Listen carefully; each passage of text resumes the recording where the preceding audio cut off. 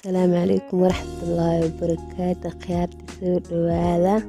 Maanta waxaan rabaa inaan noo sameyno nac loos. Halkan waxaa noogu jira loos. Intana waxaan ka haysanaa sokor. Marka hore sokortaan saareynaa, markay dhilaasho kadib looska ku dareynaa. Waa arkeena sida noogu soo baxayso ila daawada. Haddii nagu cusub tahay subscribe noo saar, gambaleelkana furo, like-tana noo saar, share-na asxaabtaada kale siday u arkaan. Soo dhawaada akhyaarta.